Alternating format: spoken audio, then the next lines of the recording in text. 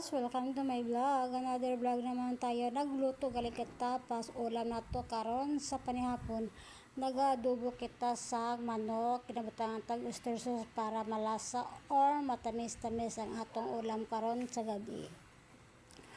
Amo ni atong ulam for today. Butangan ta ka suka or langgaw ang atong adobo para mag-asim-asim gamay. Amo na atong ulam, mag-adobo sang manok. Saka mix-mix ko sa ani nato ang atong adobo para mag-mix-mix siya. Pero paugahon ko ani ni ang ako ang adobo. And syempre dugangan ko pa ni siya sang tuyo or suka para maging lapoy na espiso ang atong adobo. Ayun na, naluto na nga atong adobo na manok para ulamin nato karon sa gabi. Ano pa hulato nato? Manihapon na kita.